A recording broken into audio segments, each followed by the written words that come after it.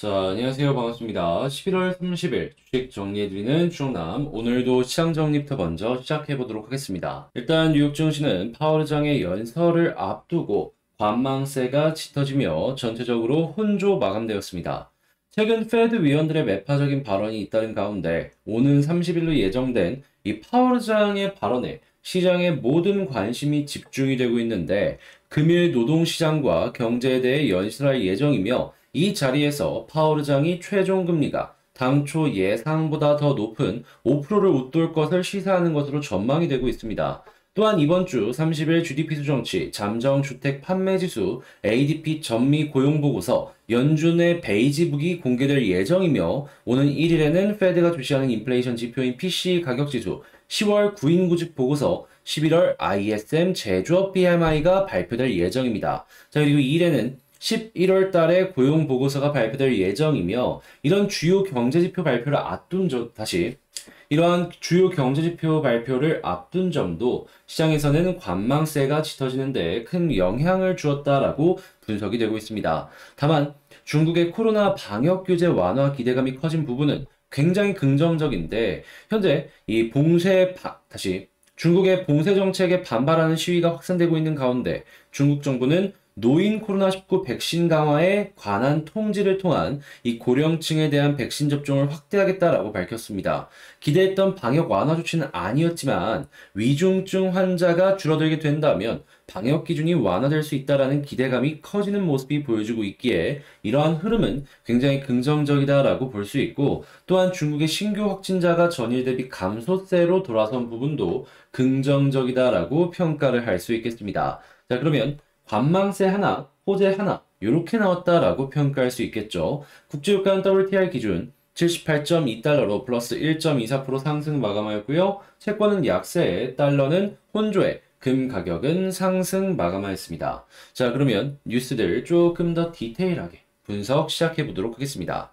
자, 일단 가장 먼저 이 파월 의장의 연설이 오늘 진행이 될 것이다 라는 부분 요거 말씀을 드렸고 현재 나오고 있는 지표들 요것만 좀 보자면 아무래도 금리가 높은 수준을 유지하고 있다 보니까 주택가격은 계속해서 빠지는 모습을 보여주고 있고 아무래도 소비자 신뢰지수 역시도 조금은 빠질 수밖에 없을 겁니다. 다만 이렇게 안 좋은 점이 있다면 이 미국의 소비가 강하다라는 이러한 매출에 대한 구체적인 지표 역시 확인을 할 수가 있는데 이 블랙 먼데이에 이어서 이번엔 사이버 먼데이의 매출이 역대 최대인 15조 원을 기록했다라고 내용이 나오고 있습니다. 자, 그리고 중국 쪽의 이 코로나 정책에 관해서도 아까 말씀드렸지만 다시 한번 말씀드리면 일단 고령층의 백신의 접종률을 높이게 된다면은 사망률이 아무래도 고령층에서 많이 나오고 있기 때문에 이 고령층의 사망률이 낮아지게 되었을 때 이 중국의 정부에서도 부담을 상대적으로 적게 가져갈 수가 있단 말이에요.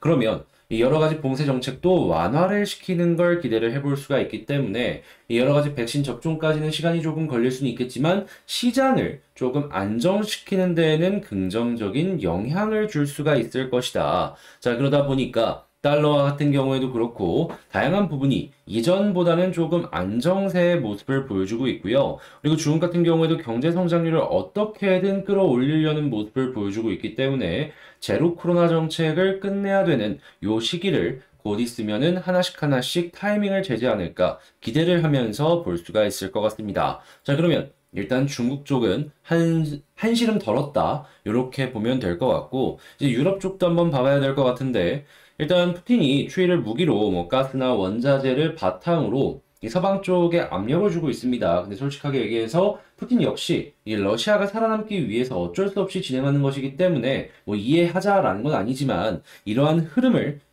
멈추진 않을 겁니다. 가뜩이나 국제유가 떨어지고 있는데 이 가스 가격까지 빠지게 된다면 러시아는 정말로 큰 힘을 잃는다 이렇게 볼 수가 있을 테니까요. 자, 그렇지만 이러한 모습이 계속 보여지는데도 불구하고 일단 독일 쪽이 어느 정도 물가 상승이 안정이 되는 모습을 보여주고 있기 때문에 이는 그나마 악재 중에 다행인 부분이 나왔다 이렇게 평가를 할 수가 있을 것 같습니다. 자, 근데 이 유럽이 조금 악재가 나온데도 불구하고 그나마 한숨을 돌린다라고 하더라도 한국 쪽은 여전히 문제가 계속해서 발생이 되고 있는 걸 확인을 할 수가 있는데 금리가 올라가다 보니까 시장의 유동성이 떨어진 상황에서 레고랜드발 사태, 흥국생명발 사태 여러 가지 이야기들이 계속해서 나오고 있었단 말이에요. 하다 보니까 지금 전체적으로 채권에 대한 여러 가지 심리가 굉장히 많이 꺾여 있는 모습을 보여주고 있고 특히나 회사채 같은 경우에는 아예 이 매수 자체를 안 한다라는 이야기들 때문에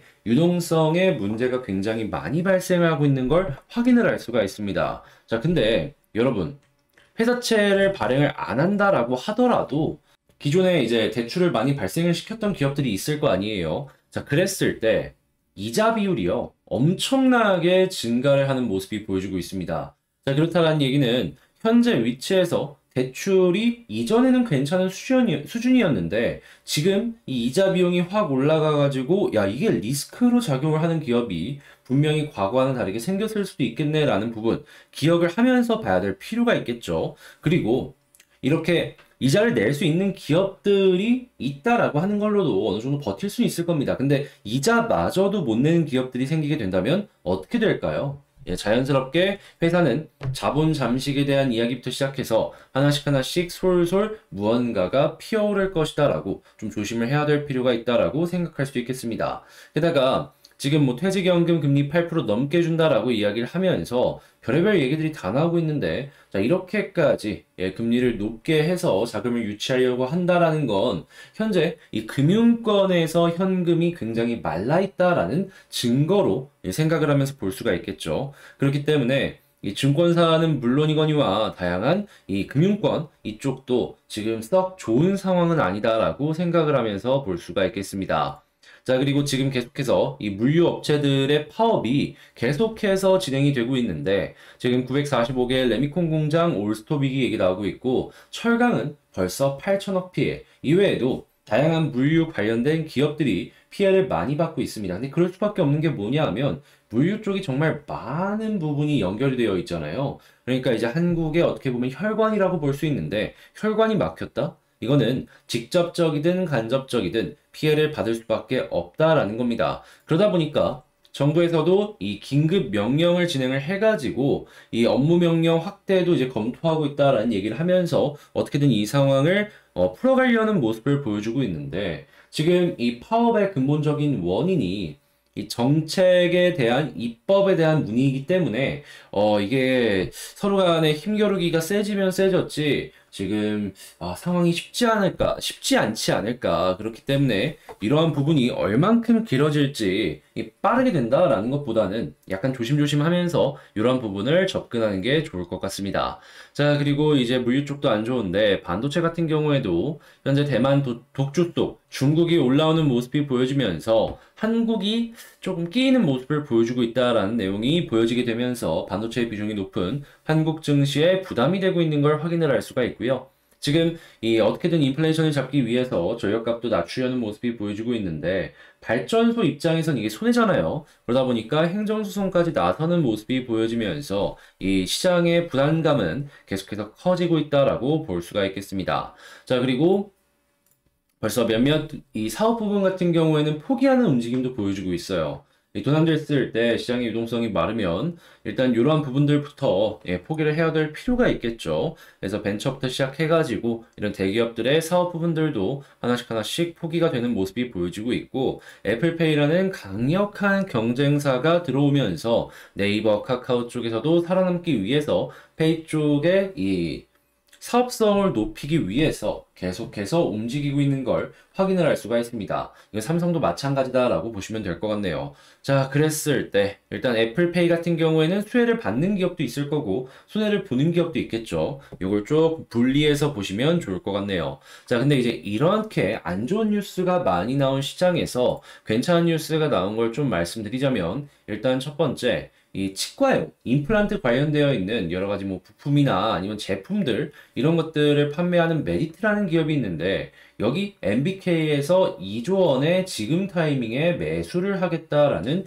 이야기를 내놨습니다. 자, 그렇다라는 건 이 딜이 성공이 되게 된다면 임플란트에 대해서 야, 이거 시장에서 지금 다 힘들 때 임플란트만큼은 갈 수 있겠구나라는 기대감 때문에 올라가는 그림이 단기적이려든 이 장기적이려든 올라갈 수 있겠죠. 그렇기 때문에 임플란트는 한번 보면 좋을 것 같고요. 지금 이 선박 쪽에서도 엔진만으로 움직이는 게 아니라 배터리도 함께 가면서 지금 이 전기 선박을 건조하려는 이런 움직임이 보여지고 있다라고 하는데 자연스럽게 배터리 사용량은 증가를 할 수밖에 없겠죠. 자, 그랬을 때 배터리 쇼티지는 훨씬 더 가속화가 될 가능성이 높기 때문에 이 공급 부족으로 인해서 원료부터 시작해서 다양한 부분이 수혜를 입을 것이다라는 거 기대를 하시면서 보시면 좋겠습니다. 자동차만으로도 25년 원래 근데 다시 원래 25년이었는데 내년부터 이제 공급 부족 얘기 나오고 있는데 이 선박까지도 이쪽을 사용하게 된다라고 하면은 그 속도는 가속화될 것이고 계속해서 물량 부족은 지속될 테니까요. 자, 이렇게 한번 쭉 분석을 해봤는데 여러분 도움이 되었다라고 생각을 하신다면 구독과 좋아요, 알림 설정 한 번씩만 부탁을 드리고요. 자, 방금 말씀드린 내용들 같은 경우에는 장 시작 전에 제가 이렇게 올려드리고 있습니다. 자, 그래서 같이 공부해보고 싶다, 이러한 부분들 함께 보고 싶다라고 생각하시는 분들이 있다면 영상 소개란에 있는 텔레그램 링크를 클릭하시고 요 방에 입장을 하셔서 제가 보는 내용들 함께 보시면 좋겠습니다. 자, 그러면 개별 종목 보도록 할게요. 자, 안녕하세요. 반갑습니다. 제가 이번에 가지고 온 종목은 두산 에너빌리티를 가지고 왔습니다. 현재 에너빌리티 오늘 같은 날에도 윗골이 달리는 걸 봐서는 크게든 작게든 현재 위치에서 매수세가 들어와주는 모습을 확인할 수 있기 때문에 야, 이거 괜찮다? 이렇게 생각하면서 볼 수 있겠죠. 자, 그랬을 때 지금 시장에 어떤 뉴스가 나왔고 우리가 핵심으로 봐야 되는 포인트가 뭐가 있는지 지금부터 하나씩 살펴보도록 하겠습니다. 자, 일단 가장 먼저 에너빌리티의 자회사인 이 두산 밥캣이 어제 블록딜이 이뤄지면서 오늘 상당히 많이 하락하는 모습이 보여졌습니다. 자, 근데 에너빌리티 같은 경우에는 큰 영향 없죠. 그렇다는 얘기는 밥캣의 악재를 지금 이후엔 크게 신경 쓸 필요가 없다, 이렇게 생각을 해볼 수가 있는 겁니다. 뭐 상장 폐지 이런 것도 아니고 단순 블록딜로 인한 이 투자 심리 꺾이는 모습으로 인한 하락인 거니까요. 그래서 이제 이 부분은 더 이상 걱정할 필요가 없다라고 생각해 볼 수 있고, 자, 그럼 이제 사업적인 부분에 있어서 하나씩 어떤 내용이 나오고 있는지를 좀 살펴보게 된다면 지금 날씨가 어제 비 오고 나서 본격적으로 추워지기 시작을 했죠. 그래서 이 난방을 위한 전력이나 여러 가지 발전 부분에서 원전과 심지어 심각할 경우에 석탄까지도 유연하게 사용을 할 것이다 라고 이야기가 나왔는데, 이때 전력 가격이나 아니면 난방 가격에 있어서 안정적인 모습을 보여주게 된다면 이 시민들은 야, 이거 원전 이거 포기 못한다, 이런 얘기가 저절로 나올 수 있겠죠. 자, 거기에다가 지금 이제 겨울이 되고 난방을 준비하기 위해서 이 정부에서도 계속해서 가격 안정을 위해서 이번에 전력도매 이 가격 상한제 도입까지 진행을 하려는 이러한 모습이 보여지고 있는데, 지금 민간 발전사 같은 경우에도 너희 이만큼 벌 수 있는데 이 제한해서 돈 벌어라 라고 하고 있는 거나 마찬가지이기 때문에 행정소송에 나설 것이다 라고 이야기가 나오고 있습니다. 자, 그러면 정부 입장에서도 어차피 시민들이 계속해서 원전으로 안정된 모습을 보여주게 된다면 원전 쪽의 비중을 높인다라고 하더라도 거부나 이런 건 많이 없을 수 있기 때문에 이쪽에 힘을 얻고 국내 원전 사업에 조금 더 속도를 높이는데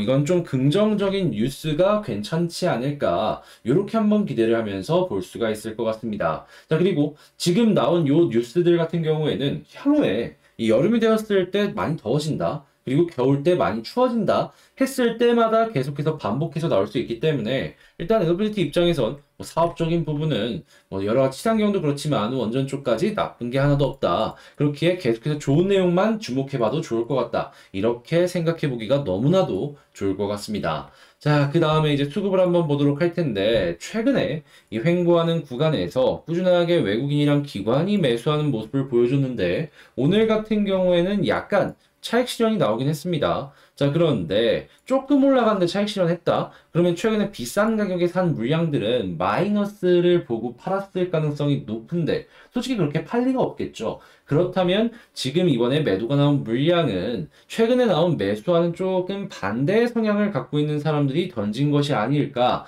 생각을 해볼 수가 있을 것 같고, 자, 그렇다는 얘기는 일단 뭐 오늘은 하루 정도 나오더라도 신경 크게 쓸 필요 없고 그 다음에 다시금 이 두 군데에서 플러스가 찍혀주는 모습을 보여주게 된다면 그냥 올라가는데 큰 어려움 없이 쭉쭉 연동이 되는 이 도움의 흐름이 만들어질 수 있을 것이다. 이렇게 기대하면서 볼 수 있겠습니다. 일단 오늘은 뭐 쉬어가는 거긴 한데 그냥 뭐 이럴 수도 있지. 이런 생각으로 넘어가면 된다라는 것이죠.